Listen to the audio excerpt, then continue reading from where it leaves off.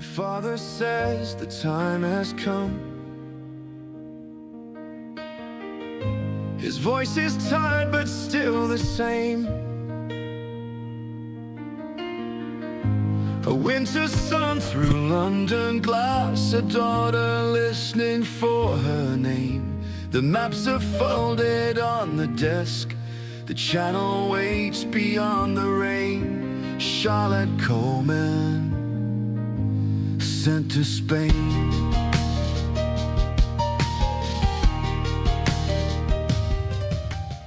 There are no words that can express the comfort that Estolians feel in knowing that, generation after generation, the heir apparent continues to do what he is supposed to do, so that the citizens can enjoy the greatest blessings bestowed on any of the people of the world.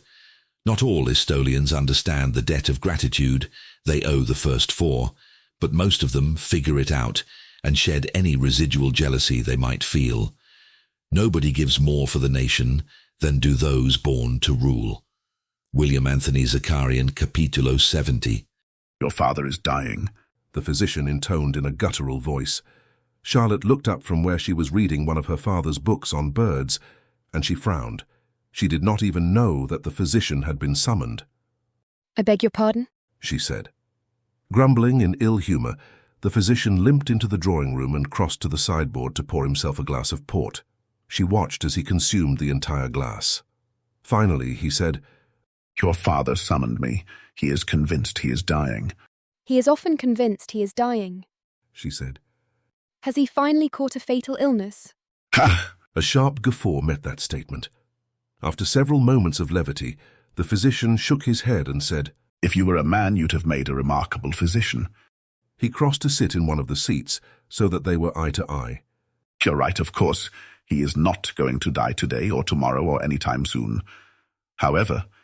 That hesitation caught her attention like nothing else. What? She asked in some alarm. Your father has a friend, a wealthy landowner in the south of Spain. He wishes you to travel and spend a year in Barcelona where you might find a suitable match. In this way, you will not have to be around him as he reaches his final days. His voice was slightly sarcastic towards the end. Her father had told her about Carlos Santiago. In their youth, the two men had many adventures before both men found and married their spouses. In her father's situation, he was left a widower when she was 10, having no other children. His friend was still married and had a half-dozen offspring. Her father had frequently tried to get her to visit the wealthy family. She had resisted up until now, but she sensed that her excuses not to leave had dried up. He nodded. He is not dying, but he needs you to do this. He glanced at the wine bottle and shifted in his seat as if he would pour another glass, but with a sigh settled back down. To be most honest with you, Miss Coleman, I believe your father will improve greatly if you are not here to cater to his whims and follies. The time had come to leave home. Her father was inflexible when he got to a certain point. Does he say how I am to travel? By rail, he answered. The Flores family is traveling back to Barcelona and have agreed to take you with them. This happy situation is what makes your traveling now most opportune. As I understand it, Baron de Santiago's daughter, Laura, will be with her father to meet you in Barcelona. She is very near your age. Charlotte Coleman, sent to Spain.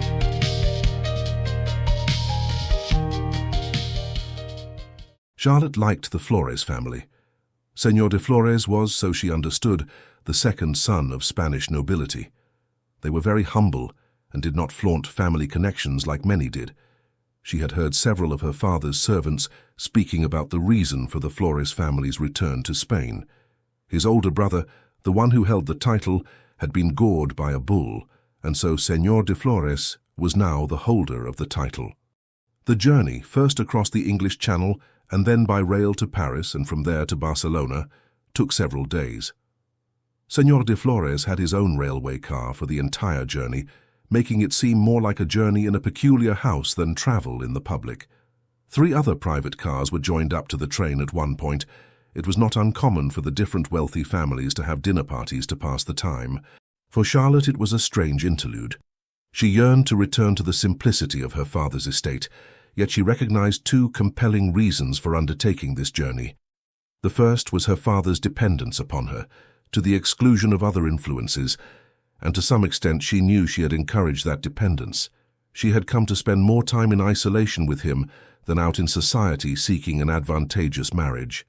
Her father's estate would pass to a cousin, as he had no male heir. He was still, she reflected, quite young.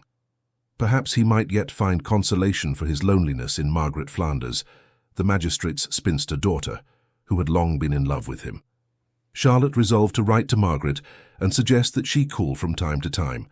A romance might blossom, and Charlotte might even find herself presented with a baby brother. When she arrived in Barcelona, she was met by Señor Santiago and his daughter Laura. The family were delightful, and she enjoyed her time visiting with them. Laura's best friend Camilla was visiting with them also, and the trio of girls spent the first fortnight doing everything together. It was a very mild winter by all accounts. One day the family travelled in the carriage along a coastal road. The beautiful azure sweep of the Mediterranean unfolded before them. Laura turned to her father and said, "Papa, you have always said that when I am old enough, I can visit with Camilla's family. May I not go for a visit?" He looked out over the Mediterranean, and then after a time looked at his wife. Charlotte loved Señora Santiago. She had a sweet serenity that seemed to colour her world with simplicity. She turned and looked at Laura, Camilla, and Charlotte, and then after a moment, she said softly, "I believe that we might spare the girls for a few months." She addressed Camilla. "Will your family accept Charlotte along with Laura?" Camilla laughed, a warm musical sound. I know they will. She smiled fondly at both Laura and Charlotte before adding, My parents want me to visit, but I did not wish to leave Laura, and now that I have met her, I do not wish to leave Charlotte either. I am certain that we can all visit Estolia together. Charlotte was excited to travel to Estolia, an island nation that her geography tutor either forgot or bypassed deliberately. Is it far? Not at all far. We can take a steamer to Mallorca, and from there we will sail to Estolia. Camilla said. I will discover how soon we may travel. A week later, Charlotte, Camilla, and Laura were preparing to sail directly to Estolia. One of the Estolian ships would be in the harbour, allowing them to bypass Mallorca entirely. Across the water, through the years, through whispered duty, soft restraint, a carriage road, a father's will, a quiet heart that will not faint. She leaves the fields that knew her name,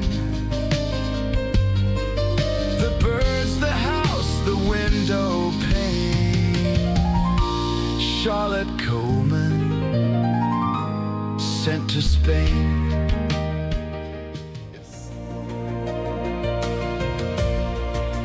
Gentle winds will carry us to this enchanted place. Palace towers glistening in the sun. Sailing to Estolia, our journey's just begun. Deity exercised great forethought in placing Estolia within the embrace of the Balearic Islands, near Italy and Spain, France, Algeria, and Tunisia.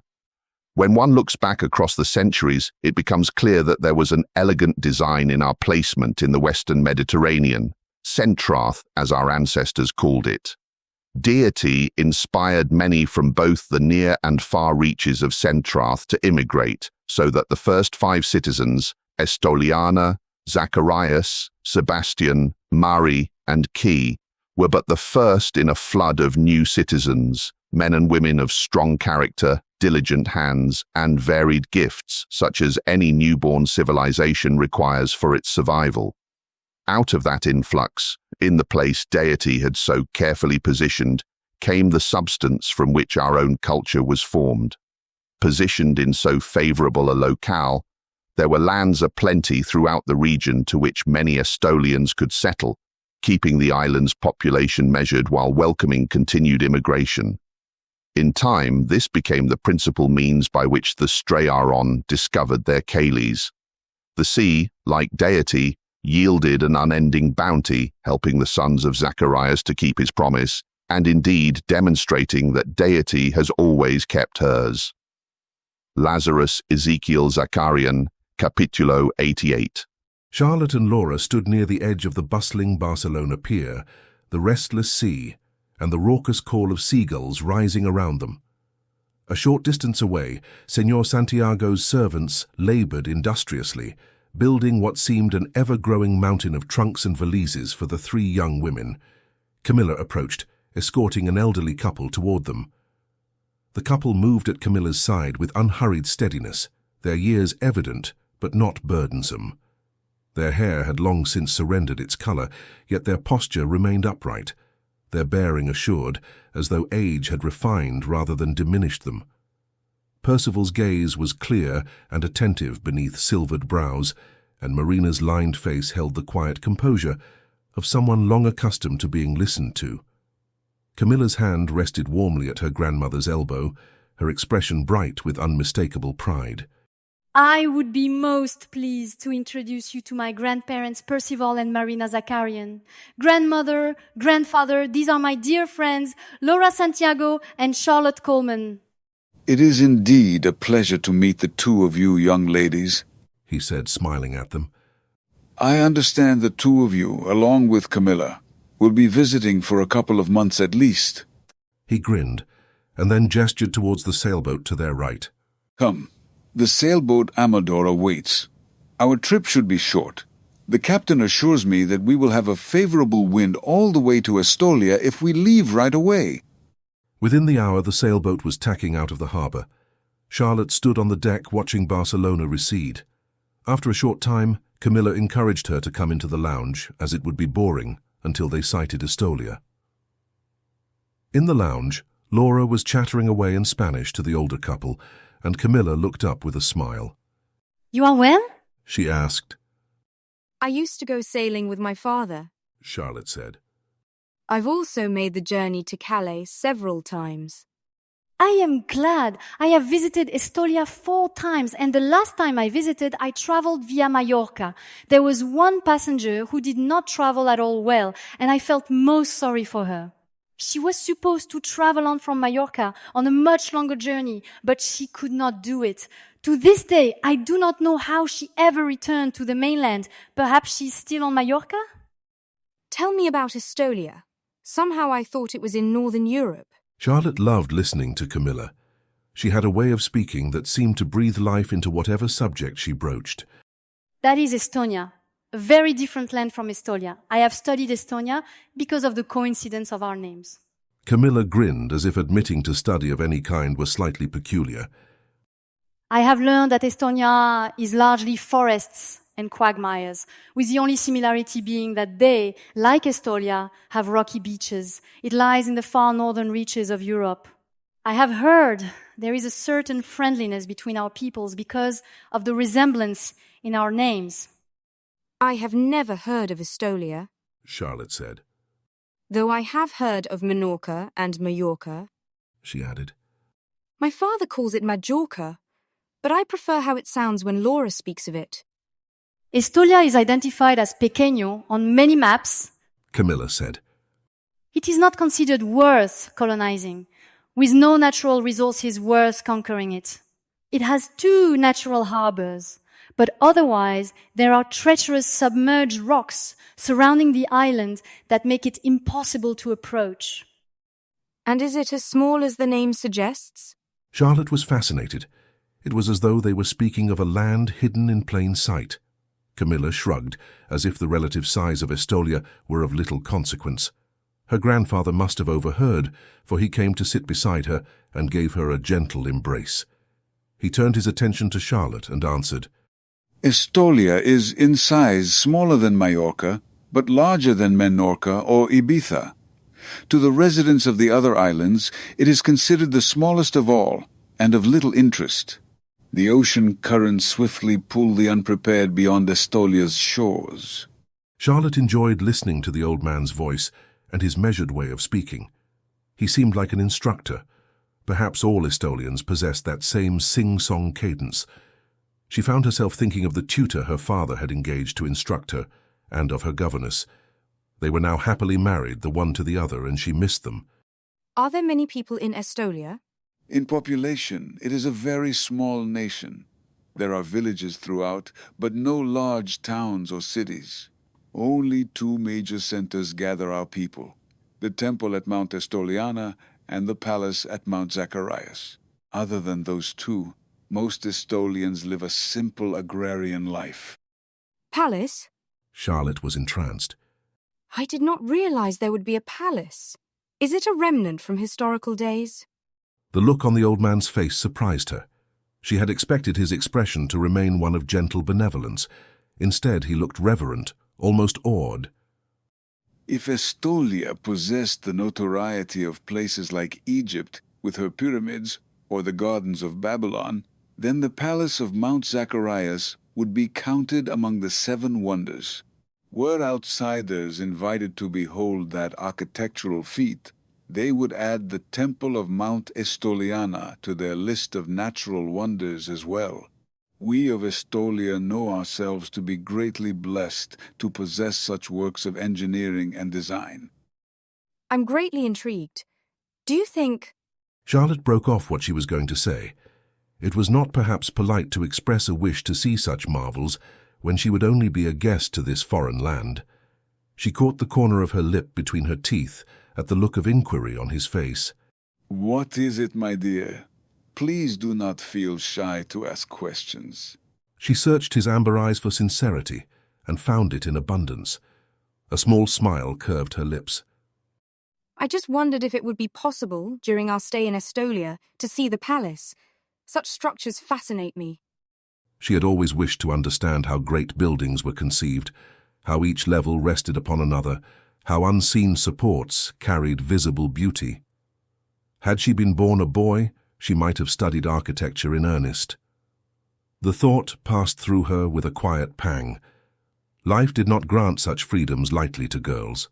The broad smile on the older man's face gave her hope she would be able to see the palace, at least from the outside. My dear, I thought you knew that you would be staying in the palace itself. He nodded towards where Camilla was now sitting, speaking with his wife and Laura. You, Camilla, and Laura will all stay in the North Tower rooms. It is always lovely when we have guests visiting. I don't know how to act around royalty. Or is the government now different? We have a most delightful king.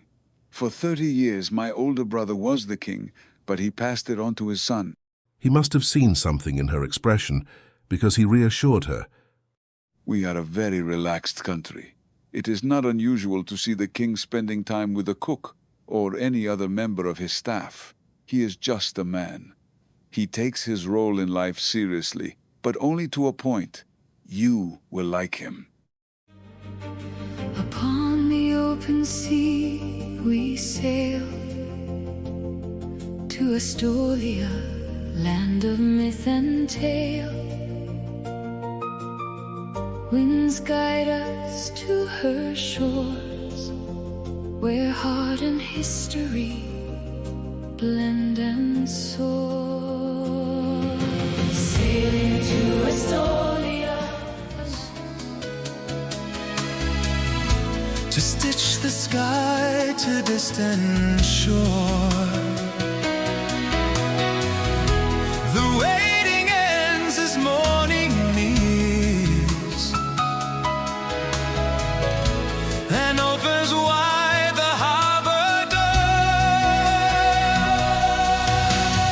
Dawn arrival on the golden tide, where shadows flee the coming day.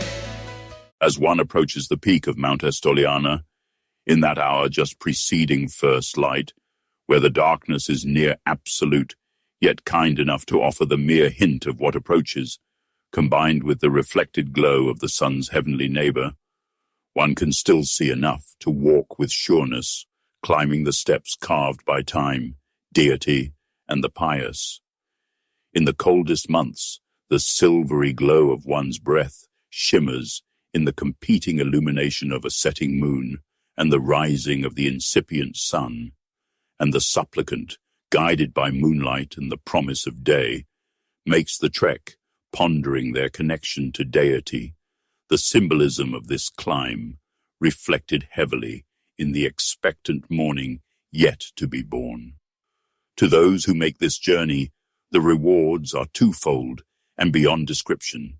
The glorious palette of colors brought to life by Deity's paintbrush across the panorama of Estolia, and more critically, the illumination of the spirit, divine inspiration and guidance brought to clarity through this act of tradition and faith.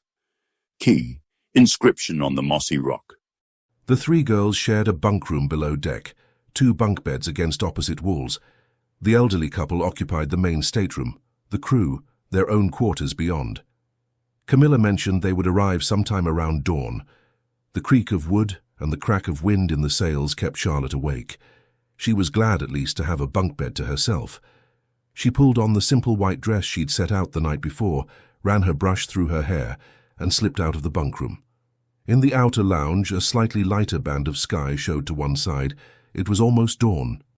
It is not always possible, but when it is, we try to make sure that those who are visiting Estolia for the first time see it first by the light of dawn. A gruff voice spoke in the darkness. Charlotte turned to find the shadowy form of the older man. Will we arrive by dawn? She asked. He approached, joining her where she stood looking out at the line of barely brighter sky. I believe we will. We might not be at the dock quite yet, but we will be close. Is Spanish the language of Estolia? She asked. No, he said. We have our own distinct language and our own written characters. There are a lot of unique elements to our culture. She turned her back on the now clearly visible horizon and sat in one of the chairs in the lounge. Percival followed her example and sat across from her. Like what? She asked. The biggest one is our religion. We are a faith-based people. What faith? She asked. Her father had opinions about religion, about the church, and about anyone who made too much of it either way, and she had grown up half listening to them across the dinner table. Estolian, he said, smiling. We are not humble. We name our faith the same as our nation. I have never heard of it, she said. We are at a transition point in our nation, he said. You will, therefore, be here during some of our festivities.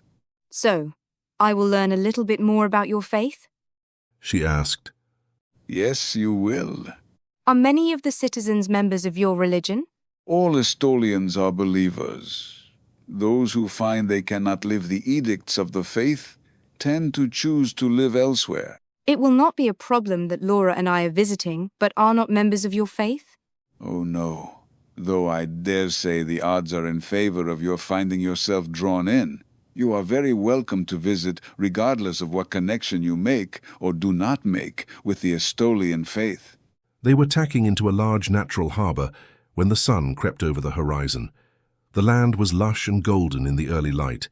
Laura and Camilla were both awake now, and all 3 girls were enjoying the brisk breeze.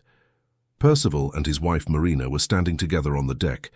She stood in front of him, leaning back against him, and they smiled at one another, oblivious to the outside world. Charlotte could not remember ever seeing any warmth between her parents while her mother was alive. She took a breath. Only when she looked away from them did she realize how much it had moved her, and turned her gaze for the first time toward Estolia. At the quay, 4 carriages stood in formation, and there was nothing informal about the party assembled to receive them.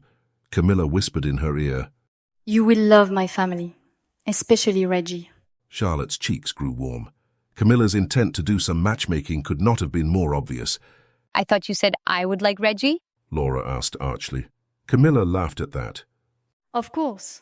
The Amador nudged against the wooden piers, and there was a flurry of activity, as crew and dock hands alike fell to work securing her lines. The first to disembark from the Amador was the elderly couple. Camilla linked arms with Laura and Charlotte, and escorted them both to Estolian soil. She was leading them toward the gathered dignitaries when she jerked to a halt. Her face went ghostly white and then painfully red. Charlotte looked from Camilla to the man she was staring at, standing slightly apart from the others. He was short, perhaps only a couple of inches taller than Camilla. His mousy brown hair was receding. His scalp glistened with sweat, despite the chill of the early hour. His light brown eyes were fixed on Camilla's beauty and hadn't moved. Charlotte waited. There it was again, the look Percival and Marina had worn for each other on the deck. The short man on the pier had it. So did Camilla. The pause lasted only a few moments, though it felt considerably longer. Camilla moved forward again, toward the man at the head of the group.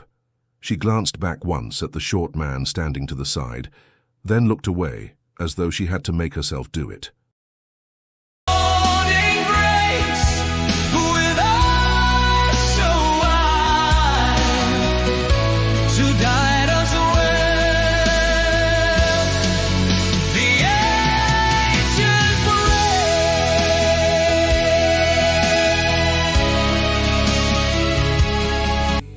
Prepared for me.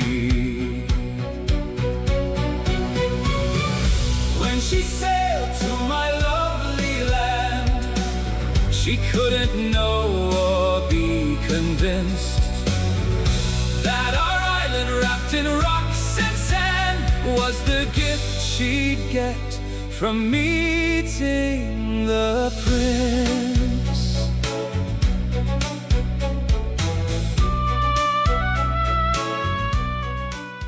More than half the queens of Estolia have been introduced to the king, keeper, and last resort upon the pier at Pirate's End. Perhaps that explains the attention the earliest Estolians gave to the construction of the pier and the road connecting it to the palace on Mount Zacharias. Phoebe Zacharian, The Architecture of Faith. Percival stepped forward. Your Majesty, he said, may I present my granddaughter Camilla d'Estrella and her dear friends Laura Santiago and Charlotte Coleman.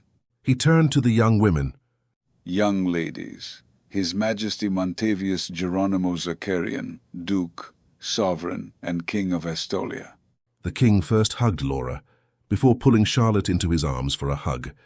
He grinned down at her and said, It is a true delight to have you visit our nation. I include you, Camilla. I am very glad you are willing to spend a couple of months visiting us here in Estolia. When he finished hugging the three young women, the king turned and gestured to a man in religious robes, beckoning him closer.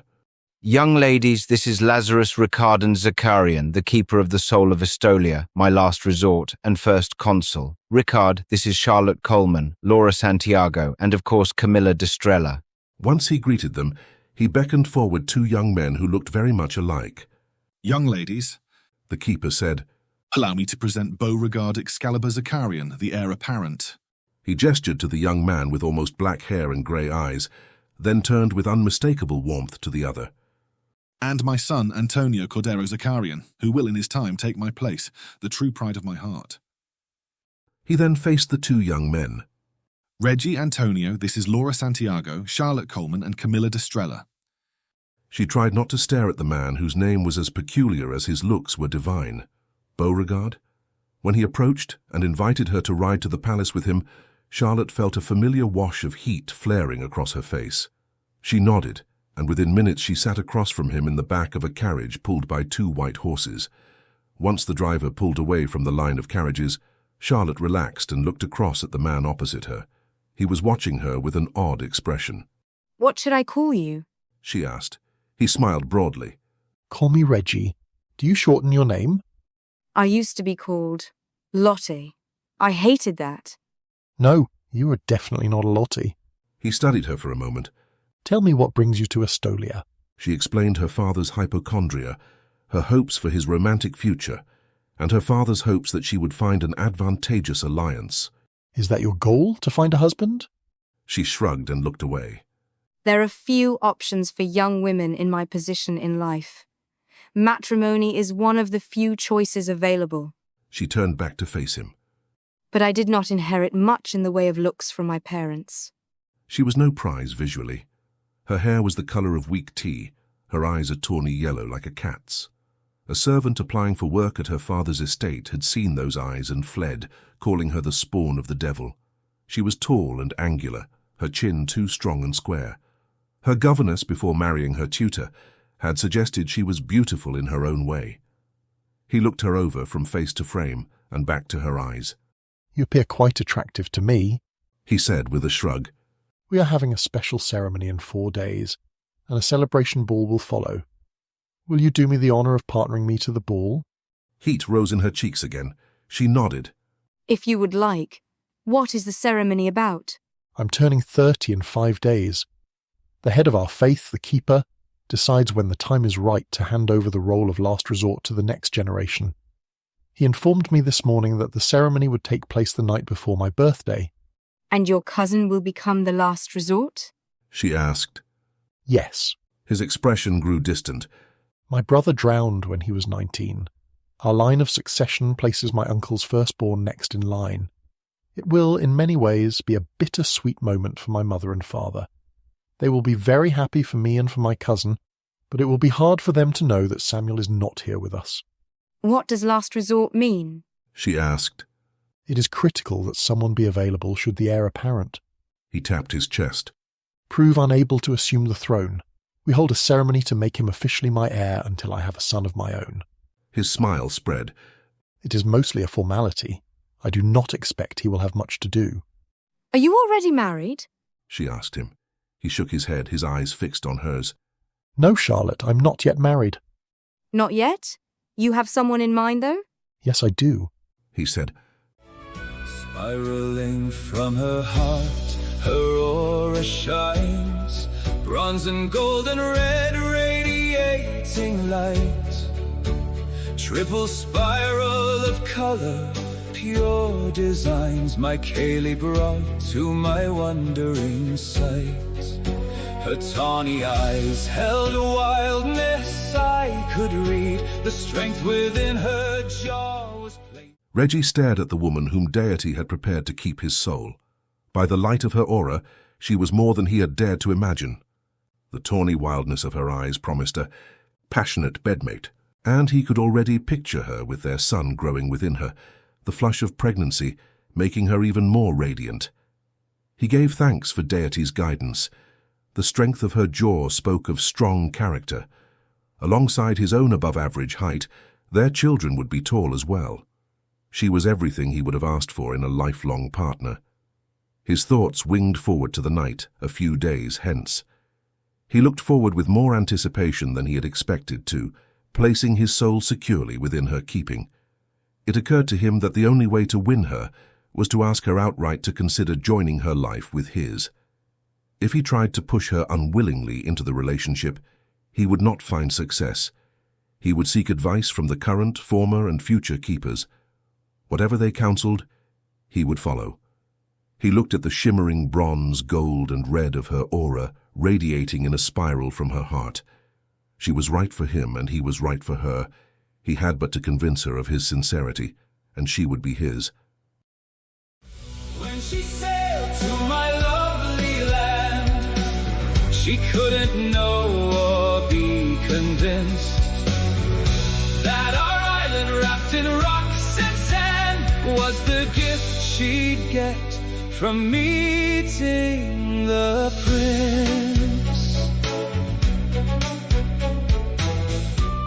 Hidden from the world outside, where ancient mountains hold their pride. 3 structures built by founders' sons, temple, palace, cathedral ones. Engineering, faith, and thunder could have been one of the wonders.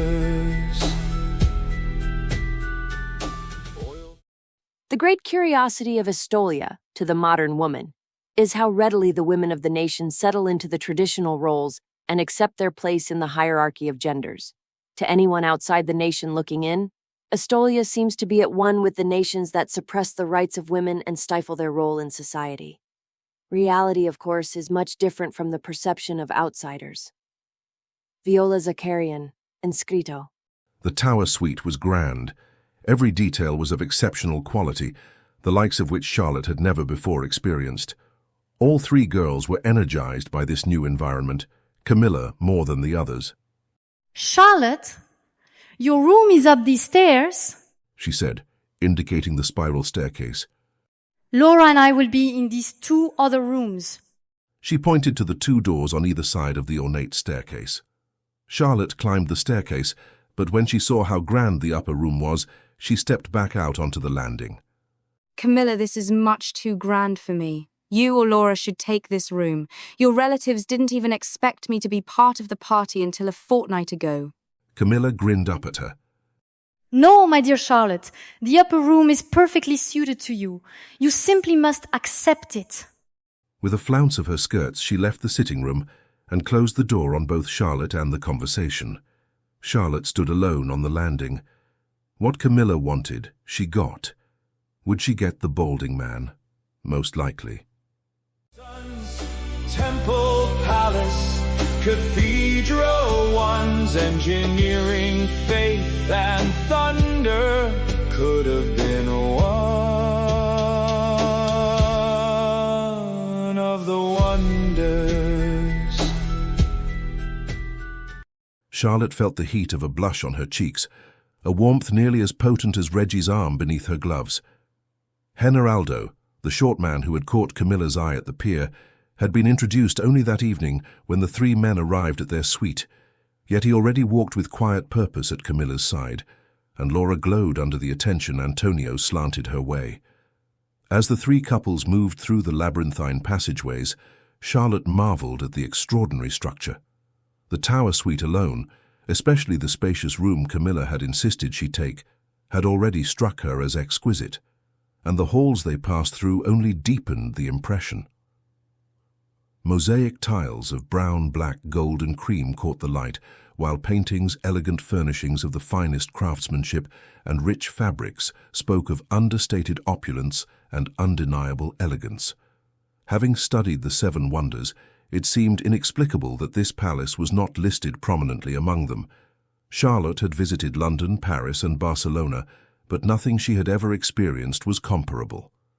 This palace dwarfed everything. How could it be that this building was not listed among the 7 wonders of the ancient world? They entered the grand dining room, and she found herself seated at the table with the king and queen, the keeper and his Cayley, and the others she had met earlier that day. What do you think about our palace? Reggie asked as they finished the first course, a delicate purple-hued soup. Charlotte looked past him to where a vast chandelier hung, its dozens of oil flames catching polished crystal and throwing fractured light across the vaulted ceiling. She turned back to him. Who would not love such an extraordinary building? She hesitated, then added, Why is this palace unknown? It seems even more extraordinary than accounts of the 7 wonders of the ancient world. The king answered, My dear, we could not handle the influx of those who would come to stare in adulation at our feats of engineering. Rather than face being the center of attention, we chose to keep the existence of our ancient buildings quiet. She caught his reference to more than one building and asked what he meant. In antiquity, the son of our founder saw great potential within the 2 massive mountains, Mount Estoliana and Mount Zacharias. He conceived of 3 structures. The least of those is the cathedral, and it is a point of debate among Estolians as to whether the temple or the palace is the greater feat of engineering. I, myself, believe that they are equal and as important and as awe-inspiring as the 2 founders after whom they are named. Would it be an impertinence to ask to see those other 2 structures? She asked. Indeed, you will get the chance to see both. Our ceremony 4 days hence will be within the cathedral. Following that ceremony, you might be invited to see the temple. Feats that history never named by the founders or sons once claimed. Hidden from the world outside, where ancient mountains hold their pride. Charlotte was sitting in front of the mirror in her tower room brushing her hair when the door opened and Camilla slipped inside. Laura is asleep. May I speak with you? Charlotte led her to the comfortable chairs near the unlit fireplace. Once seated, Camilla gripped the chair's arms. What do you think of Generaldo? Over the last several days, Generaldo, Antonio, and Reggie had escorted the three young women around the palace region. Isn't he the king's cousin? She asked. Nearly everyone in Estolia is a cousin of one sort or another. Camilla said. But what do you think of him? Charlotte tilted her head, studying Camilla's guarded expression. Do you mean to ask if I would welcome his attentions? No! Camilla said with more force than the quiet room warranted. She paused, and when she spoke again, her voice was calmer. No, I meant to ask if you thought him ugly. She glanced toward the door, then back at Charlotte, her fingers laced tight in her lap. Laura says he's ugly. I do not think he's ugly at all. Truthfully, because Camilla needed it, she said, I thought him unattractive when first I saw him. She held up her hand when Camilla looked stricken. But Cam, I think he is different now. When he watches you, it is clear he is quite taken with you, and the way he always takes good care of you, treats you special, I think it is fabulous. When his heart is visible, he is very attractive. He loves you, you know. Camilla's chin trembled. I did not know it could be like this. He has a birthday the same day as Reggie. She said it as if Charlotte should already understand the significance. Everyone seems to mention birthdays as if they are something mystical or magical. Why? Camilla opened her mouth. Oh. She covered her mouth, glancing to either side. I keep forgetting that you are not Estolian, Charlotte. She paused, frowning down at her hands. When she looked up again, she was resolute. I could tell you what is so significant about birthdays, but I believe you should ask Reggie tomorrow, during our ride to see the dawn on Mount Estoliana. Midnight in the tower high, brushing hair as footsteps sigh. A friend arrives with guarded eyes, birthday sacred, held like sighs. Not Estolian, gone, united now for life beyond. To those who seek Deity's guide, perfectly placed for a dawn ride, to watch the birth of a glorious day.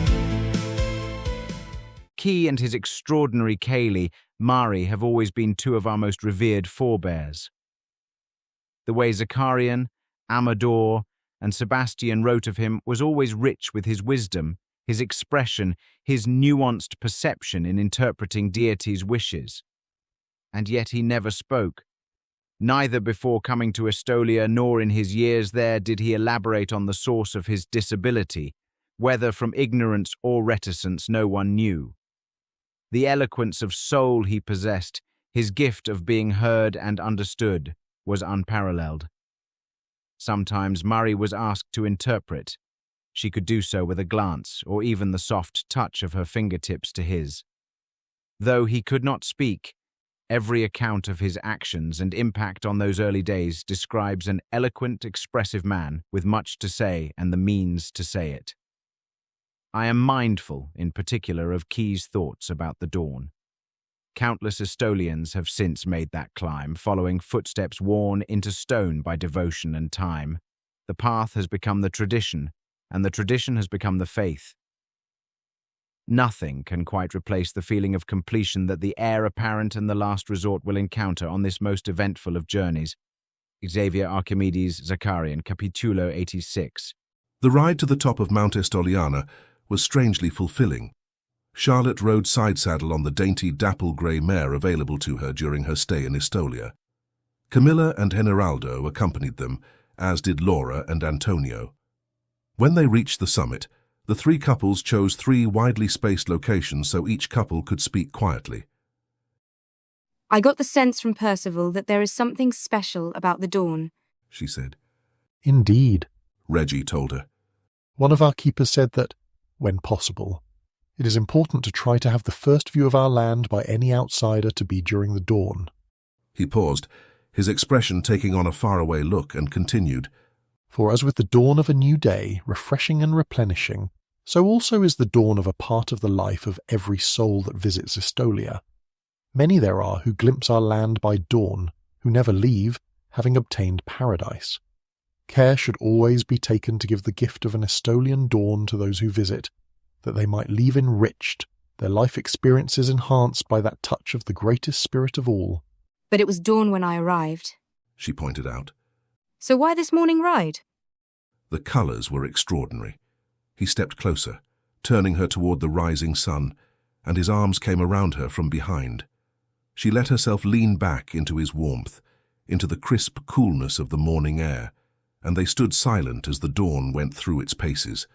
The colours began to fade. She had seen this before, not the sunrise itself, but this posture. The way Percival had stood on the deck of the Amador, with Marina folded backward into him, his arms circling her as the harbour came into view. Charlotte went still in Reggie's embrace, the memory sharpening her awareness of exactly where his hands rested, how her weight pressed against him, what it meant that she had not moved away. The colours faded to ordinary morning. Once the sky no longer blazed like stained glass, she turned in his arms. Camilla said I should ask you why birthdays matter so much here. His smile softened the angles of his face, and his eyes warmed as they held hers. When he kissed her, she felt it everywhere at once. A rush of heat, a thudding in her ears, the particular rightness of his hand at her waist. She wanted to say something, but no words came. The morning suddenly seemed brighter than it had been. Beautiful Charlotte, he said after he pulled back slightly. I've wanted to tell you about my birthday and its importance, but I was afraid. You were afraid? I feared that you would not understand. He glanced around and then led her towards a rock outcrop so they could sit comfortably facing one another. Tonight, after the ceremony for my cousin, we will have the ball I spoke of on the morning of your arrival, the one where I asked you to be my partner. I remember, she said. Do you remember what you asked me during that first carriage ride to the palace? She frowned slightly, unable to remember what he was talking about. I recall asking many questions, she pointed out. You asked me if I had someone in mind to become my bride. He had told her. He had someone he planned to marry. The words echoed, each syllable ringing in her ears until her palms grew damp. She'd felt only a flutter of disappointment then, riding in the carriage. She'd forgotten since, but now the thought of him wedding anyone else stopped her breath, as if something vital had torn inside her, something she could not name and could not survive. I remember, she whispered. I'm hoping that by the end of the evening I will be able to convince you. He broke off, colour rising in his cheekbones. Convince me of what? Charlotte, I wish for you to be the woman who keeps my soul safe. I want to proclaim you as my Kaylee to my father the king and to my uncle the keeper. I ask you to consent to be the future queen of Estolia and the mother of our children. She stared at his face in fascination, taking his words in and slowly processing them. Her heart began to speed up as they sank in. Reggie. She said his name, trying to figure out what to say to him. She broke off and then said inanely, What has this to do with your birthday, or the dawn? He smiled at her. He was the most handsome man she had ever known. The thought of having him as her husband was almost beyond her powers of imagination.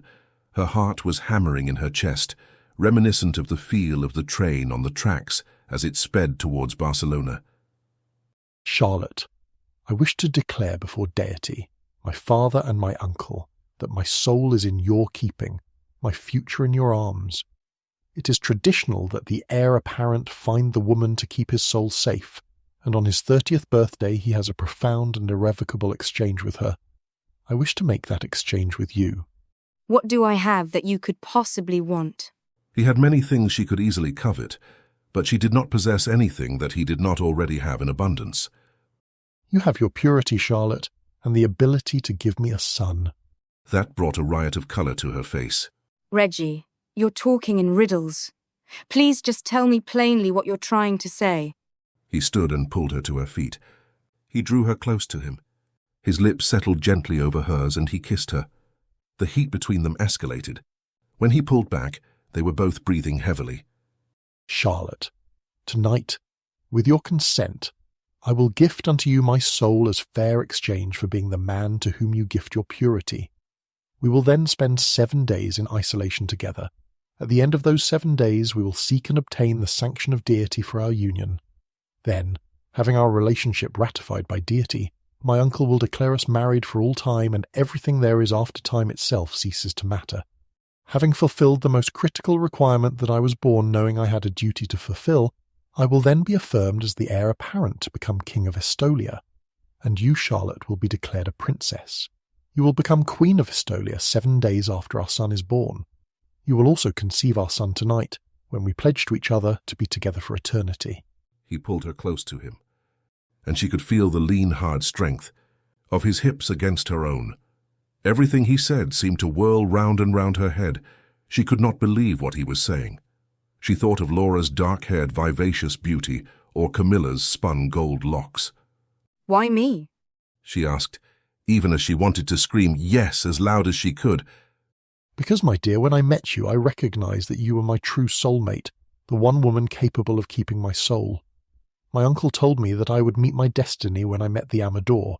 He believed that one of the 3 young ladies that my great-uncle was escorting to Estolia would possess the key to my heart and soul. If ever I was inclined to doubt the great spirituality of the Keeper, I learned the instant I saw you that he is in fact a conduit to Deity. How else could he have known what you would mean to me? She looked down at his chest, trying to figure out which one of his assertions she was supposed to discuss or even refute. All she could think to say was, Generaldo is having his birthday on your birthday. His laughter sounded carefree and joyous, and he pulled her close to give her a hug.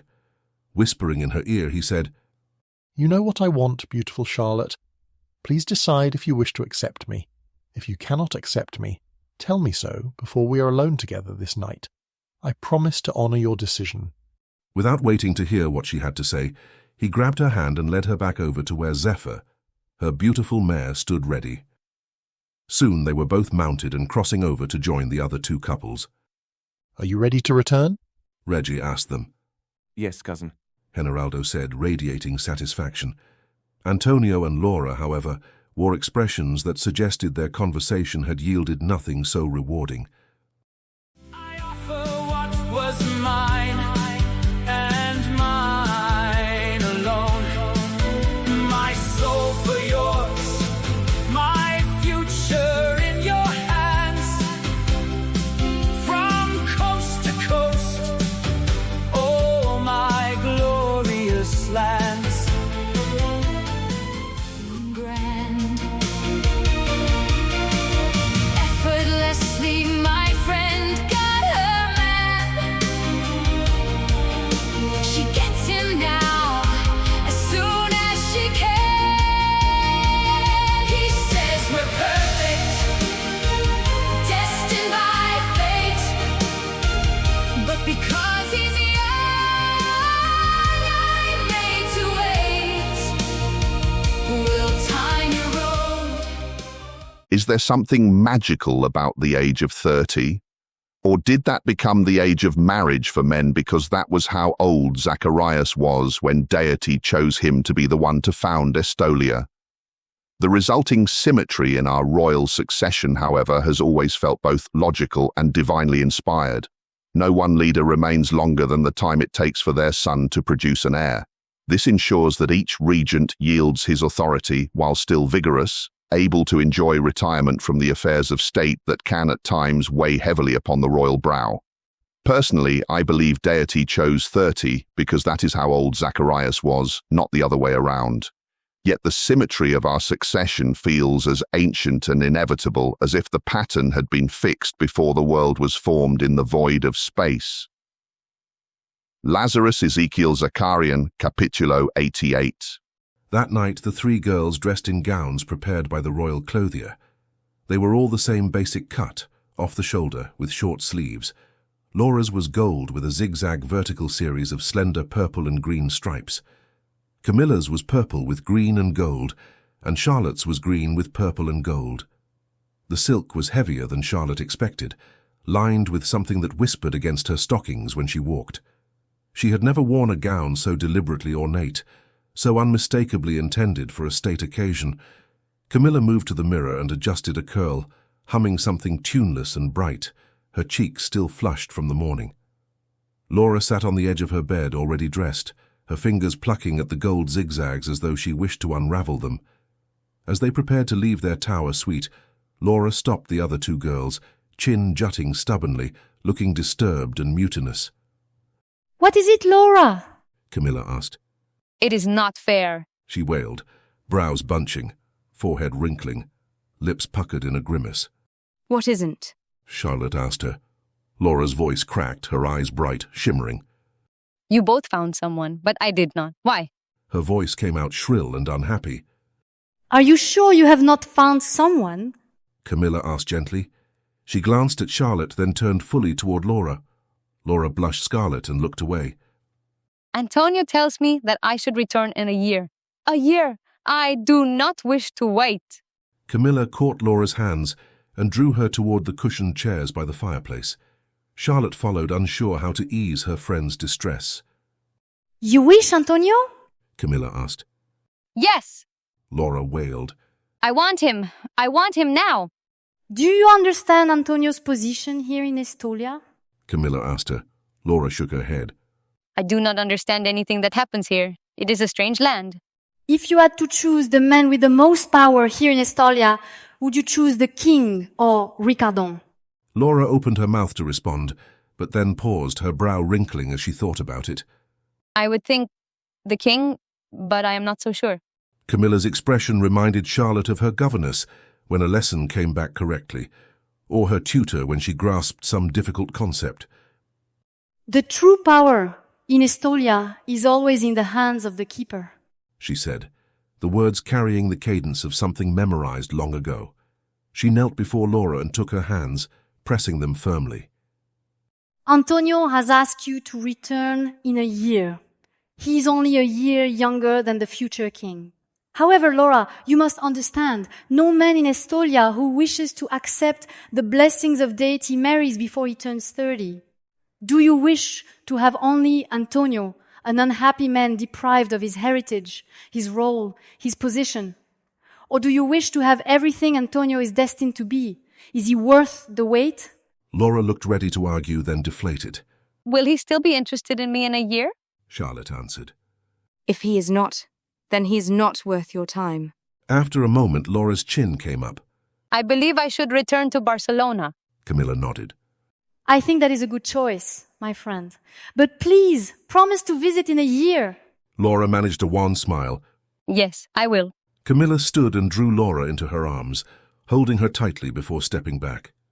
Come, tonight is, in many ways, Antonio's night. He takes on his first of 3 pivotal roles in Estolia. Reggie will be king by this time next year, but the man who becomes keeper is destined to be the most powerful man in the entire nation. The 3 girls left their suite and spent 10 minutes making their way through the maze-like corridors, halls and passageways of the palace until they finally reached the massive foyer. Ricard and Antonio escorted Laura out to the waiting carriages. Reggie escorted Charlotte, Generaldo escorted Camilla. The carriage they approached was unlike the simpler open-topped carriages that had transported the 3 couples over the previous days. This one had 6 pure white horses, their harnesses elaborate and gold-studded, bridles crested with plumes of purple and green feathers. Reggie handed her in with an unfamiliar formality. She recalled one of their earlier conversations. He had explained that only kings and their wives were conveyed by white horses. The interior was more ornate than the simpler carriages Reggie had used for their travels in the last couple of days. Gold filigree edged the door panels, and the cushions beneath her were embroidered in green and purple so lavishly they must have cost an extraordinary sum. Through the window she glimpsed the driver and footman in matching livery, the same colours, the same intricate gold thread. Everything announced rank and wealth in a language that required no translation. Reggie sat across from her in full regalia, crown, thick tapestry-embroidered cape, sword, his clothing immaculate. She could not reconcile the prince before her with the man who had spoken to her at dawn. Had he truly declared his intention to marry her just that morning, as they watched the sun rise from the top of Mount Estoliana? The carriage came to a stop outside the cathedral. Reggie handed her down, smiled, and offered his arm. She took it and walked with him into a space packed beyond what she had imagined. Heat rose to her face. She and Reggie were the center of every eye in the room. He brought her to where his mother sat in front of the assembled Estolians. Charlotte settled into the seat beside her. Reggie pressed her hand briefly, then turned and mounted the dais steps to take his place. I found him on a distant shore, a man whose soul was made for mine. Each moment I just want him more than jewels or gold refined. He said, she's the light, A promise held in candlelight. on bended knee, The palms held high. the dagger finds its home tonight. Witnessed here in testimony. Antonio's ceremony.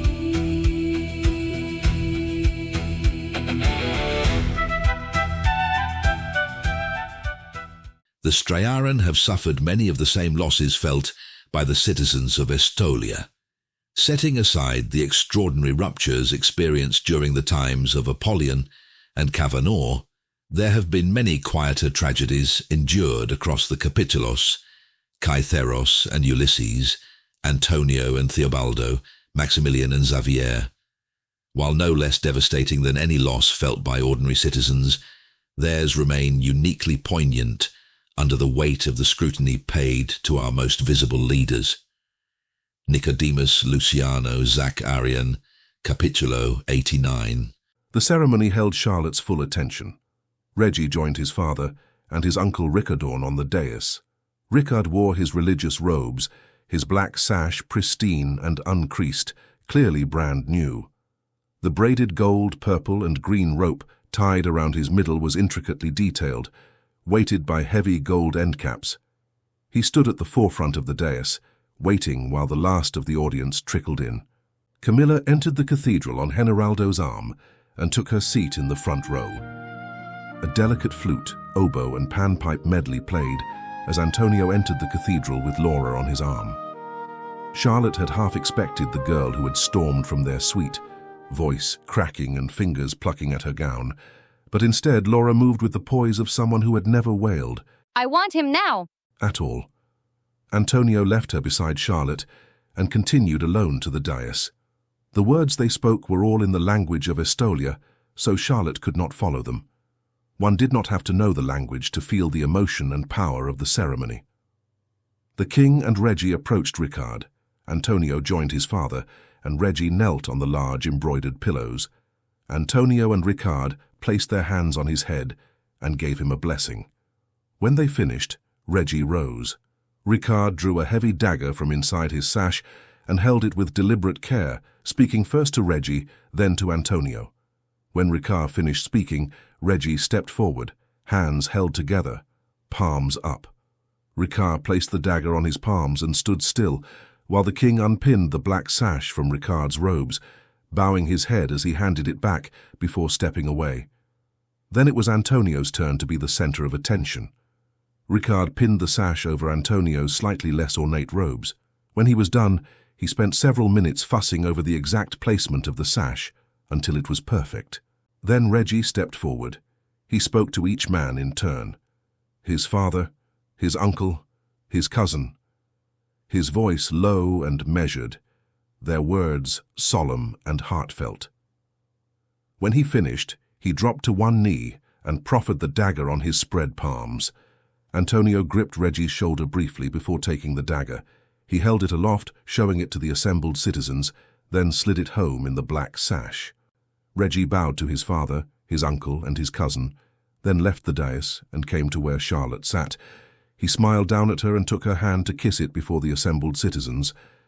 Then he settled beside her, turning his attention back to the men on the dais. Rickard's voice rose and fell in cadences Charlotte could not follow. Then he gestured to the pillows. Antonio sank to his knees, and Rickard placed his hands on his head. The blessing was long. Charlotte understood none of the words. During the lengthy blessing, Charlotte held Reggie's hand and thought back to when he had stood on the dais, his voice low and measured, speaking to his father, his uncle, his cousin. The deliberate drop to one knee, the dagger proffered on spread palms, the love between the young cousins, between the brothers, profound, wordless, settling into memory.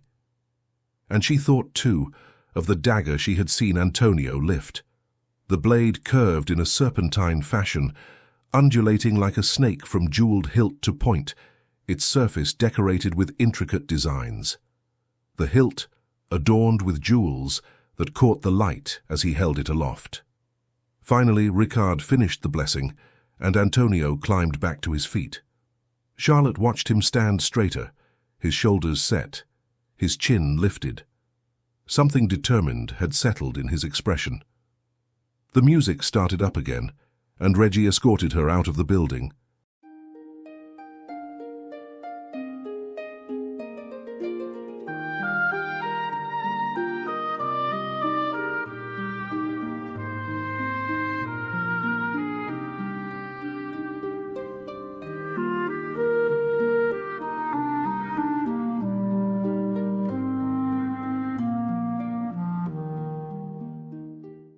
As he handed her into the carriage, she saw Antonio leaving the cathedral, a blushing Laura on his arm. Whatever doubts had troubled her friend earlier seemed quieted now. Charlotte was glad for her. The new purpose in Antonio's bearing was mirrored in Laura's ease. Together their future seemed certain. Once the carriage began the journey back to the palace, she turned to Reggie. The sun had slipped below the horizon while they were in the cathedral, but its afterglow still burned across the sky. Was the ceremony timed to coincide with the sunset? He grinned at her, his smile brilliant in the twilight, radiating warmth. Yes, Charlotte, symbolism is a big part of the Estolian faith. There is something symbolic about both the dawn we shared this morning and the sunset that took place during our ceremony. You've seen our flag? She nodded, her thoughts going to the flag that she'd seen. 2 triangles dominated, mountains according to Camilla, with 4 8-pointed stars between them and 2 on either side. The cycle of leadership, Reggie said, is like the rising and setting of the sun. This morning we witnessed dawn, the beginning of the end of my father's reign. Tonight at sunset, my cousin took his first role. Each generation shifts the stars toward the crown. When Antonio marries, he becomes keeper. The full transition completes only when his first child is 7 days old. Then the cycle begins again. How does this relate to the flag? She asked. The central 4 stars, he explained, represent the 4 most powerful men in Estolia: the king, the keeper, the heir apparent, and his last resort. The 2 stars on the right are setting, kings and keepers who have passed beyond active leadership. The 2 on the left are rising, the generation ascending to take their place. Over time, my father yields the crown to me. Antonio becomes keeper when he marries. Only when his first child is 7 days old is the transition complete. As night follows day, the cycle is reborn. They travelled in silence. 5 minutes after the carriage left the cathedral, it began to ascend the palace road. Charlotte's restraint broke. Did you mean it? She blurted. The cathedral fills with flute and pipe. Rickard stands in robes of white. The black sash new, the gold rope bright. A dagger waits for morning light. Antonio walks with Laura's grace. No trace of tears upon her face. Dance and fall, where love and duty call. A heart about to break, for all the love at stake. Before the dawn. at the ball.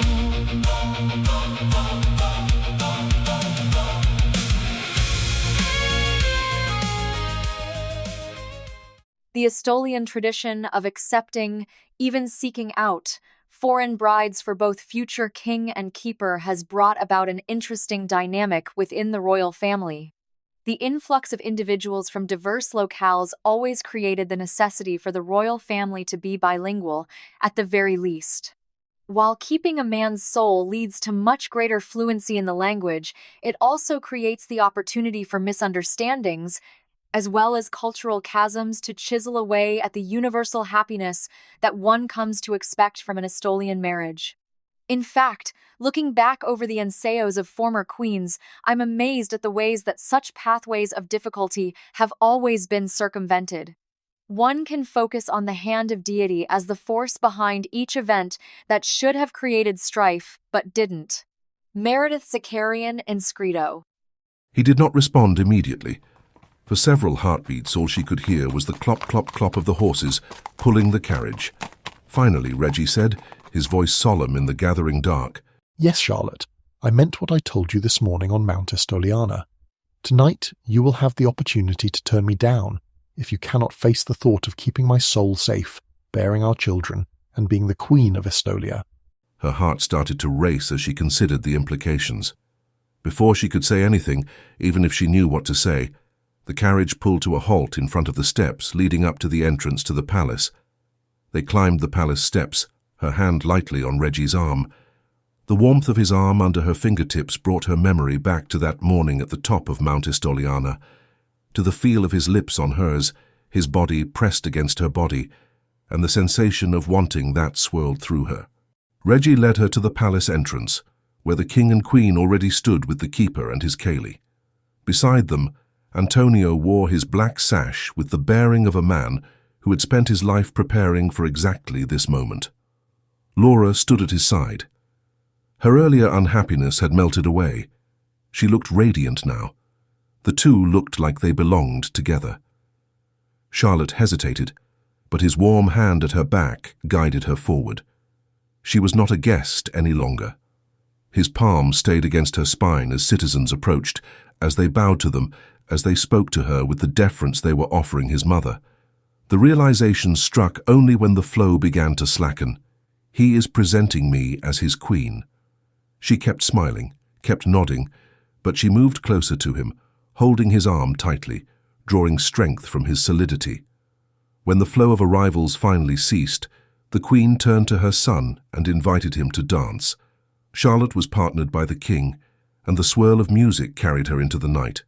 She caught glimpses of Camilla and Generaldo moving together as if the night had been arranged for them alone. She was surprised when Generaldo asked her to dance. He was a shy, quiet man. Searching for something to say, she said, I heard it's your birthday tomorrow. He inclined his head gracefully. It is. I was blessed to be born on the same day as the heir apparent. His eyes moved over to where Reggie was dancing with Laura. There is something special for any man to share that most significant date with the heir.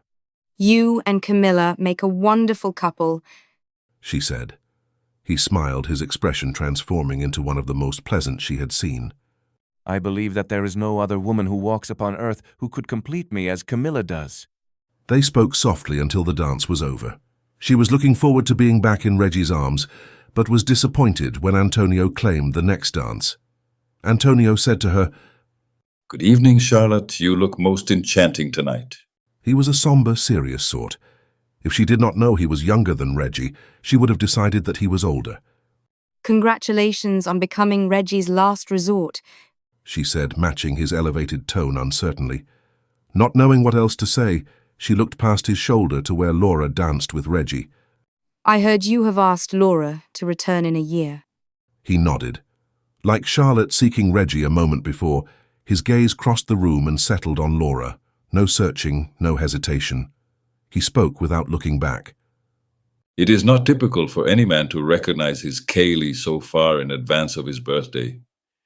Deity has influenced my sight, made me see her soul, and given me the courage to share my feelings.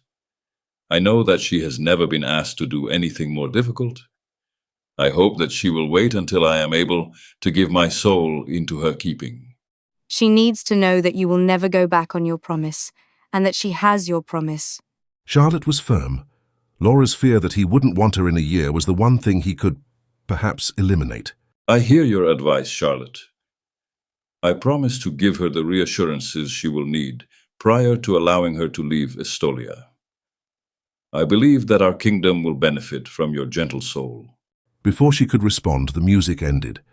Antonio surprised her by embracing her and whispering in her ear, Please accept my cousin Charlotte. Reggie was there to pull her back into his arms before she could ask Antonio what he meant to say. The sound of his whisper, like a shout from the soul, was still echoing around her head. Not quite a command, more an entreaty. Reggie pulled her close against his body, and she could feel the warmth of his breath against her ear. Are you going to turn me down, Charlotte? She could not turn him down. She looked up at him and did not know what he saw in her eyes, but whatever he saw gave him pleasure. He smiled and then took her hand and led her from the room through a series of hallways to a staircase she did not recognize. As they ascended, she studied the paintings lining the walls in curiosity. They were all women of abiding character. At the second landing, the portrait of a queen hung on the wall in a position of prominence. She halted and looked up at the painting. Who is she? He came up behind her, his arms around her, silent for a time before he answered. Queen Juliana. She was from Vienna, a princess in her own right. Her father did not wish for her to marry my great-grandfather. He thought being queen of our humble nation was an insult. He did not prevail, of course. She is one of our more colourful historical figures. I can't be a queen, she blurted out, realizing what Reggie was asking her to do. She stared at the portrait of the beautiful queen. Instead of being alarmed, Reggie was amused. Why not, Charlotte? There's only one reason for you not to be my queen and Kaylee. What is it? The only reason you could give me would be that you do not wish my love. From the ceremony to the palace tall, they came in state to attend the ball.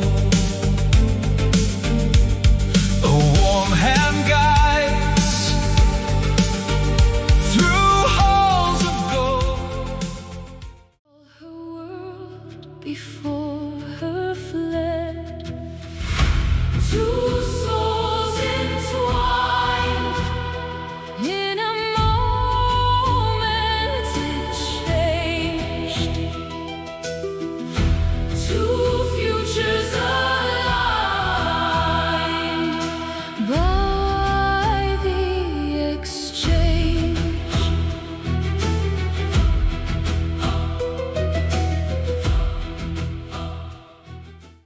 Miranda wanted me to jilt her, to ignore our appointment in the seclusion suite. I told her I would only consider it if she promised to go with me to see Gideon on the evening we were to go into seclusion.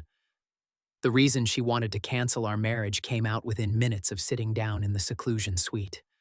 She had learned, just 3 days before our scheduled seclusion, that she had a rare, progressive, and fatal condition. She didn't want to marry me if it meant everything an Estolian marriage signified. Gideon pointed out that her decision would leave me alone, back turned on the blessings of marriage for my entire life and on into Torazon. He was blunt when he said, "Only you can decide, Miranda, whether you wish to give Joshua 10 to 20 years of glorious togetherness and eternity together, or if you wish to have him remain childless, miserable, and alone until time itself ceases to be time." I didn't agree with what Gideon said to her. How he could be so cruel in his choice of words was beyond me, and I regretted insisting on this interview. I'm not a violent man, but I wanted to punch him, protect Miranda, do anything to ease her distress. But she looked transformed by Gideon's words in a way I couldn't understand. Some peace settled over her, and she told Gideon to leave the seclusion suite. It was only after our third child was born that she explained, Gideon knew we were right for one another. I wanted to spare you a shortened life, following me to Tau Reason years before your time. But he showed me I would only create anguish for us both. You never worried what my illness would cost you, how it might take us prematurely. You only feared we would be kept apart if I refused faith in deity. Joshua Contrell, inscrito. You really love me? Charlotte asked. Once more Reggie led her up the staircase and down a hall to a tall set of double doors, her attention fixed entirely on him.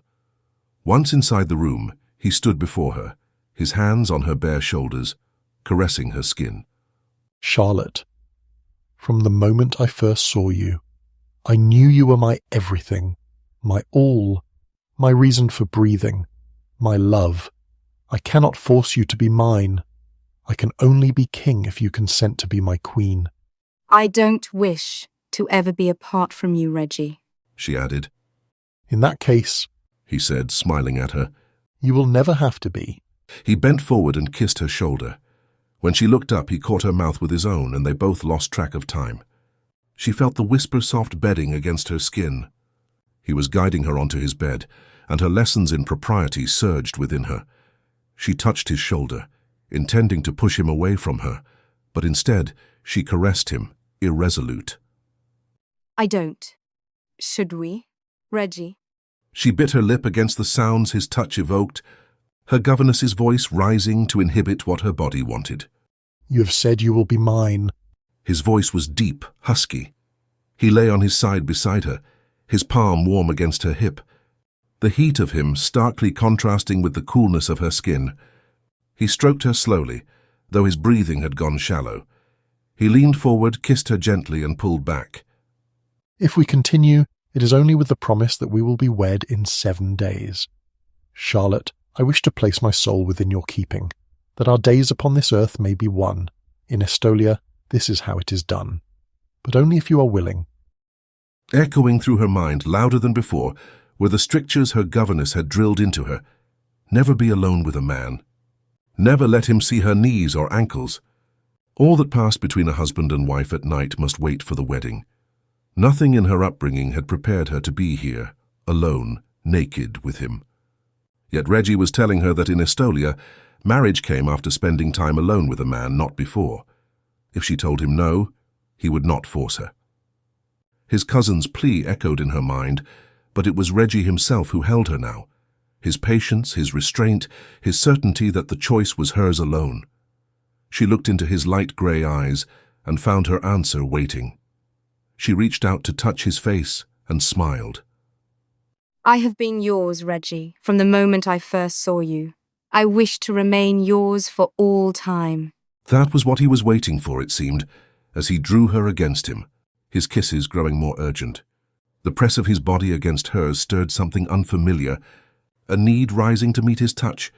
She murmured a protest when he pressed his leg between hers, though she did not wish him to stop. Her mother would have explained these things, had she not died in childbirth. The man beside her in the huge bed would be her only instructor. As she would have trusted her mother, so too she would trust him to teach her all she needed to know. He paused over her, his hand gentle as he traced her outline. Charlotte, he said. Say that you will be mine. Oh, yes, Reggie, she said. The words broke off as he entered her, not the pain her father's scientific journals had described, but a pleasure that stunned her. She had not imagined she could feel so completely filled, so utterly joined to another. Then thought itself dissolved, and she knew only the heat of him, the weight of him, the elemental rightness of their togetherness. He covered her with his warmth, and she traced his back, learning his shape. The world narrowed to his weight, his breath, the pressure of his mouth. Then something else, deeper than touch, more intimate than flesh, folded into her awareness as if she suddenly occupied two bodies at once. His pleasure and her own became indistinguishable, his breath hers, his warmth radiating from within her own. She had no name for it, only the certainty that she had received something she could not see and must not lose. When he shifted and drew her against his side, she lay still, certain that no moment in her life would ever equal this one. You keep my soul, Charlotte Coleman, he whispered. And my heart as well. I thank Deity for the chance to have you in my life. Do you really plan to marry me? Never for a minute doubt it, my love. I intend to spend my entire life with you, and on into infinity too. If you choose to ever leave me, I am certain that I would die." She pressed closer, the words settling into her as if she had spoken them herself. No bell had rung, no prayers were said, but all her world before her fled. Two souls entwined, in a moment it changed. Two futures alive. Two men who love in Estolia. Their Kaylee's their utopia. Even to the reigning king, his wife is his everything.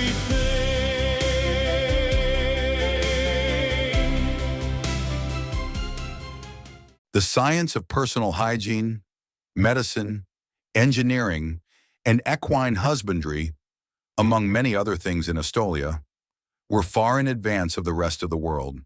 It is only through these things that Estolia was able to achieve her full potential so early in her history. Their architectural feats, were they examined by modern engineers, would be considered near impossible. The same was true of the medical lore built up over the centuries. Eduardo Lestalt, Personal Journal.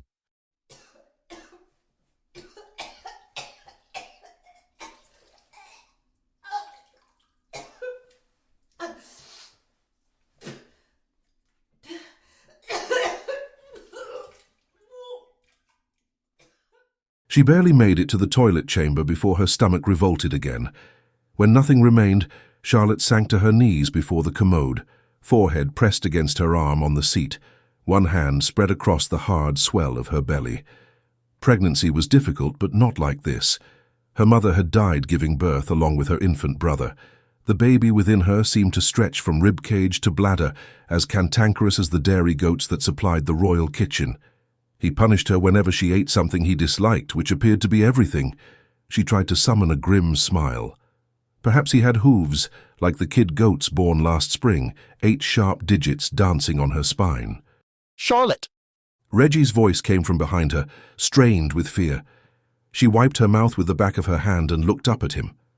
Even now, kneeling on the tiles, she marveled at this man who had claimed her, made her his, who spoke of her future as Queen of Estolia. With such certainty. He took a hand towel and dipped a corner in the basin of water. Kneeling on the floor next to her, he gently cleaned her face before carefully helping her to her feet. "When did you last see the physician?" 3 weeks ago. "Did you tell him you were still vomiting?" She nodded, and his face tightened further. He is concerned, she said. He worries that, like my mother, I might be incapable of giving birth. She had 5 babies, 3 girls before me. All died shortly after birth, and a boy after me. He died, too, along with my mother. Reggie looked alarmed. "How soon before you are to give birth?" "Any time," she said, the words barely audible. "Come." He helped her out of the toilet chamber. "It is time for you to receive a blessing." He brought her to the bed they shared and rang the bell, once, twice again, until footsteps sounded in the corridor. The first to answer Reggie's bell was a housemaid. "Summon the midwife," he barked. "Get the physician. We need the keeper. Where is my mother?" Others came, footman, a steward, another servant sent running with fresh orders, until the room began to fill. The midwife arrived, climbed onto the bed, and pressed her hands to Charlotte's abdomen. She looked up at Reggie. "Has the physician been summoned?" "He should be here at any moment." Reggie pulled the slender crown from his head and tossed it toward the wardrobe. He ran his hand through his hair. The sound of footsteps drew her eyes to the door. Dr. Ellsworth entered first, Rickard following. Rickard immediately took charge. The king holds his white hand, the crown discarded where he stands.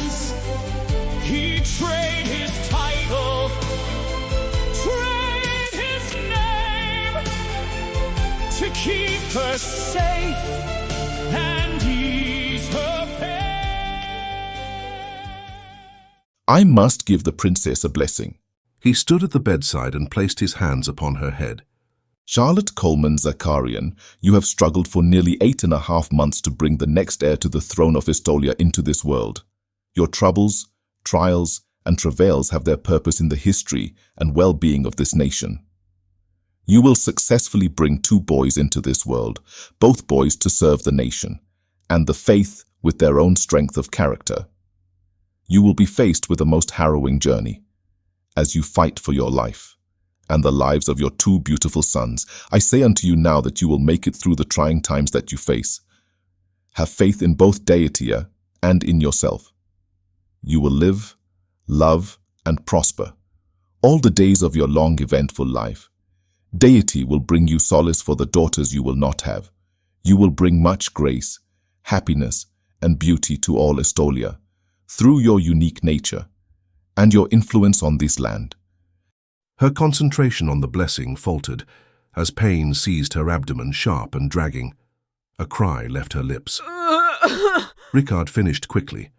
Then the physician was there, his hands on her belly, confirming what the blessing had revealed. Twins. He turned to her, his face worried. You are too narrow. You cannot give birth. Do something, Reggie said. I cannot lose my Charlotte. He squeezed her hand with each word. Reggie sounded like he was pleading for his own life, and perhaps he was. Charlotte recalled the accident that took the young woman from the temple village. Before they prepared her for burial, her husband died in his sleep.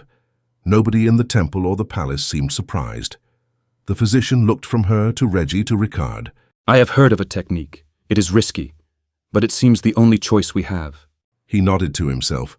I will return quickly. He turned, saw Amanda the midwife, and said, You will assist me. Charlotte looked at her husband.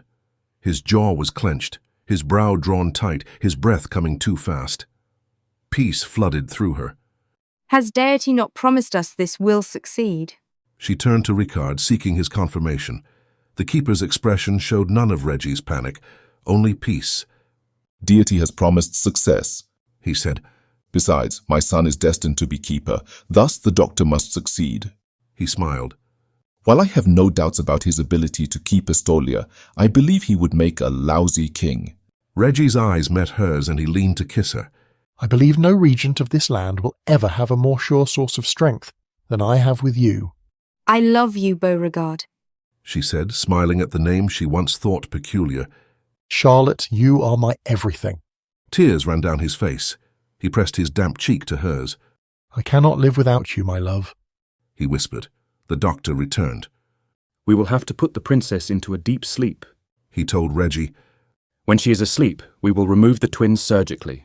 Do that which you believe is right. Ricard said, Deity is with us.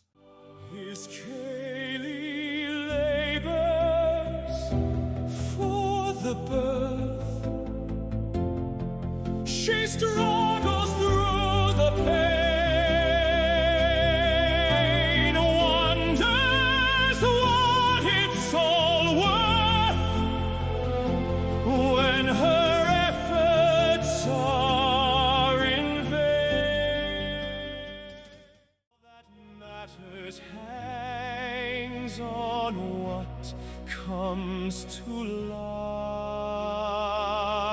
With the world at stake, love on the line, crown lost with one mistake.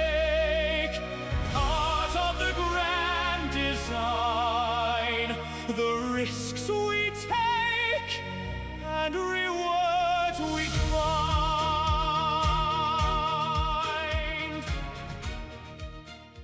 To the faithful of Estolia, it is absolutely normal to expect the heir apparent's Kaylee to produce the next heir exactly 9 months after his birthday. Nobody questions the timing nor the gender of the child. To our people, this is simply proof of Deity's existence. In fact, the blind faith demanded by other religions is an alien concept.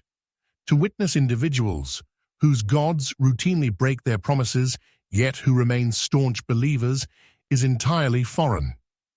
When I studied other theologies, one of the rebuttals I received was the accusation that Estolians live without faith, as we are not made to believe without proof. I would argue that we of this nation have always lived with faith in many concepts. Faith that the promise of Zacharias will always keep us safe. Faith that we will proceed into tourism together and remain so until time itself ceases to be. These sorts of theological questions became far more weighty for me in the waning years of my time as keeper. Lazarus Ezekiel Zakarian, Capitulo 88. You must stand back, Your Highness. The midwife guided Reggie toward the door. As the doctor lifted the chloroform to Charlotte's face, Reggie stayed where he had been placed, hands curled at his sides. He could not bear to look directly at the bed for long.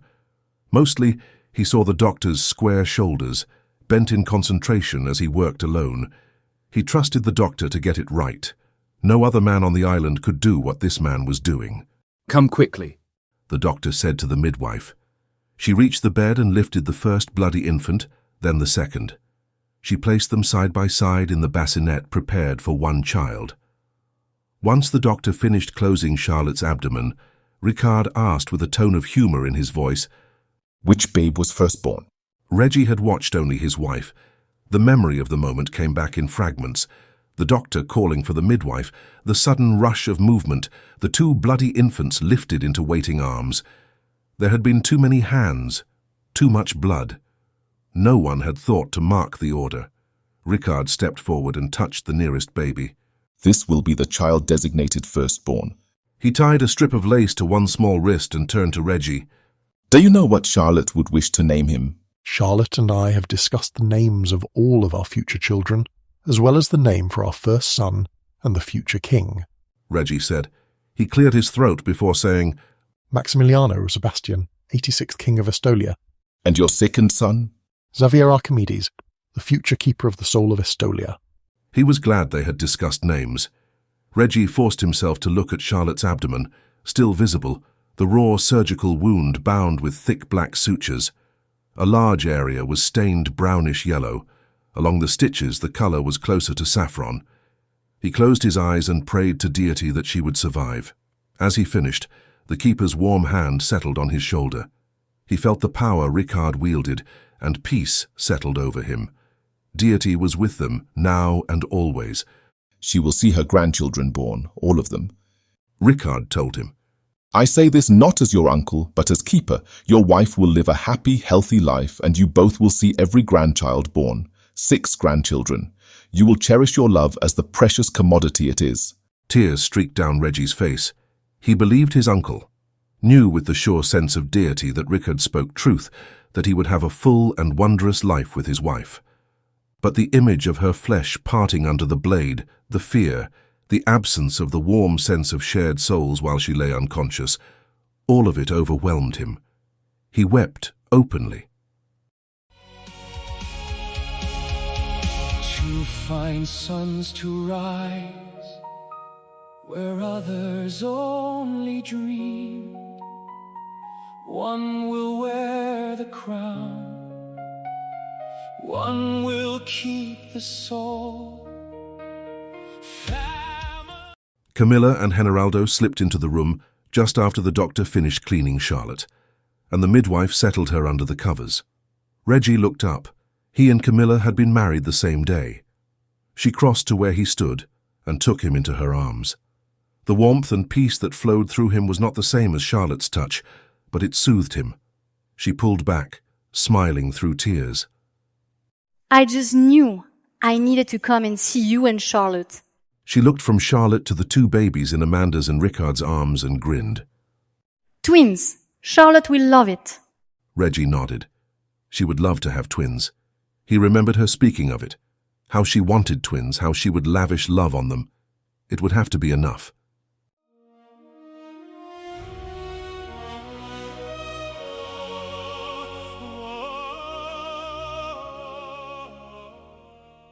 Charlotte surfaced from a strange dream. A doctor's voice insisted her father would die if she did not wake. Panic seized her at her own stillness, until her father appeared, Margaret holding his arm with lovesick eyes, and told her he was fine. Not to listen to the doctor. The dream shifted to Reggie, to their seclusion suite. Memory sharpened, and with it came pain, sharp, digging, until she jerked awake. The baby. She tried to sit up. A hand pressed her shoulder down. Reggie, holding her gently. Reggie, the baby! Calm down, my love. He smiled and caressed her face. She looked down at her abdomen. The taut mound was now just flaccid emptiness. She panicked. The baby! A squalling cry echoed through the bedroom. Charlotte turned. Camilla and Generaldo stood there, each holding a baby. You've had your baby already? Camilla came to the bedside and placed the baby in Charlotte's arms. Charlotte looked down, the face looking back at her, unlike any newborn she had seen, uncrushed, perfect. She looked up at Camilla. Camilla pointed to her own abdomen. Not yet. Charlotte looked from the baby in her arms to the one Generaldo held. Then? Reggie answered. We have 2 beautiful sons. Charlotte looked down at the baby in her arms. She was familiar with the crushed look of newborns, the misshapen heads, the squashed features. This one's head was different. Perfect. I wanted twins. She looked down at him. He is so beautiful. This is Maximiliano.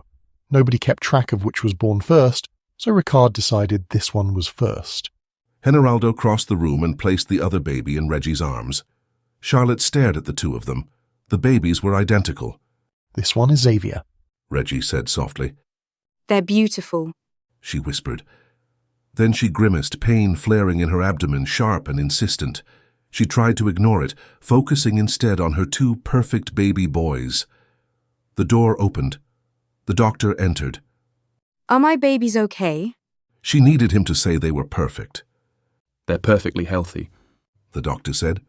I believe those 2 are the finest rising stars of our generation. Reggie looked down at the babies. They deserve their stars on the flag, he said, solemn. Ascending. Charlotte wanted to laugh, but the pain in her abdomen was growing unbearable. The doctor sighed. The pain will be fierce, I'm afraid. The procedure I used is not common. Some doctors believe the risks outweigh the rewards. In your case, the risks were worth taking. You could not give birth naturally. But it is a brutal method, and recovery will take time. I have medicine for the pain. One life for 2 now, against his will. Faith and steel together at the edge of night. All that matters hangs on what comes to light. Symbols and splendor handed down. The heart of a kingdom will shine. Family is more than a crown.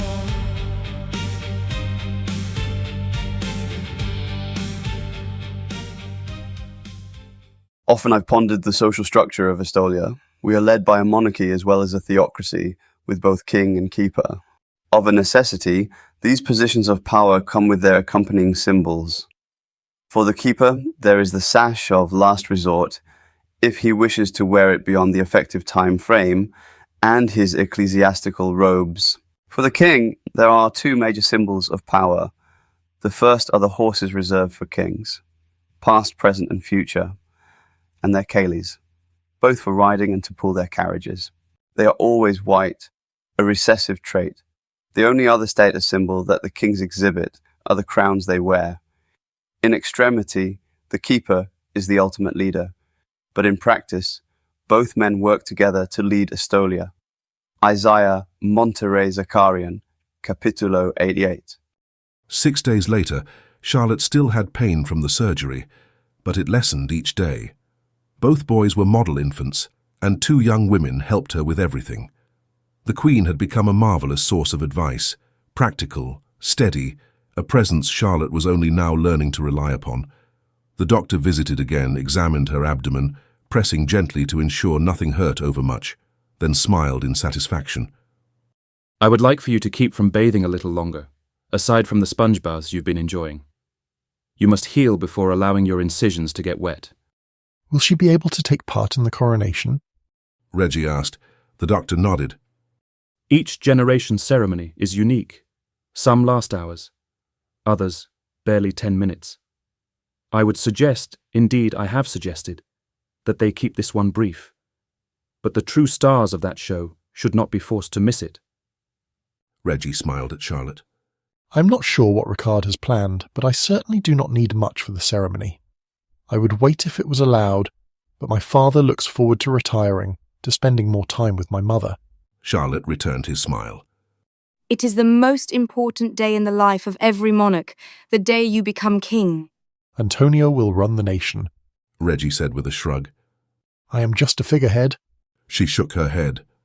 He is part of every critical decision, but you will be more than a figurehead, Reggie. Estolians need you. They look to you as their primary example. You are more reachable than the keeper. The doctor added. Charlotte is right, Highness. Each man in Estolia learns, during his acolyte year, how critical it is that you keep the promise of Zacharias. We learn that you are the one man who ensures the continuation of our blessings and happiness, and that you make sacrifices the rest of us could never make, so that we might all enjoy them. The citizens must know that succession proceeds as it should, unlike the time of Apollyon or Kavanagh. Reggie laughed. What sacrifice? He asked. He moved closer and touched her shoulder. If waiting to find and marry Charlotte is a sacrifice, then I have not made any sacrifice. I am blessed beyond all other Estolians. The doctor shrugged. Perhaps. He clarified what Charlotte could and could not do the next day, and then he was gone. The solemn ceremony about to begin. The Queen reflects, calm within. Twin infant sons held up proud, but in the silence one cries loud. Charlotte sat on the Queen's throne and held Maximilian in her arms. Antonio, as the future keeper, held his successor, Xavier, while they waited for Reggie to appear.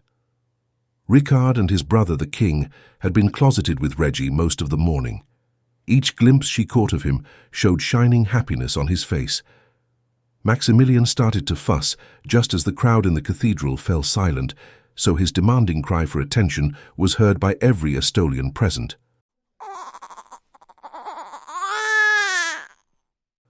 Not knowing how else to silence the demanding wails, she pushed back the rich gold brocade of her special ceremonial robe and offered one breast to the future King of Estolia. That stifled any further protest. Subdued laughter accompanied Reggie's appearance. Her eyes met his as he walked toward her. Having this man as her husband was the greatest of blessings. She had learned in her year among the royal family that the king held no true political power in Estolia. His role was to keep the promises Zacharias made to Deity. As far as Charlotte was concerned, the most important role, and thus the greatest blessing, was having him as her husband, and as the father of her two extraordinary twin sons. Everything else was second to that. Reggie mounted the dais to join her. She rose to greet him, smiling into his intense expression. Antonio held Xavier beside her. The most important thing was the family they had created, their two sons, each other, and soon Antonio's marriage to Laura. Ricard spoke first. She listened carefully but was too tired to translate. She had studied Estolian since her seclusion. They would translate Ricard's words for her to read at leisure. For the moment, she focused only on her husband and the child at her breast. King or commoner, it did not matter. He was her husband, from now until the end of time. Symbols in splendor handed down. From now until the end of time. Family is more than crown.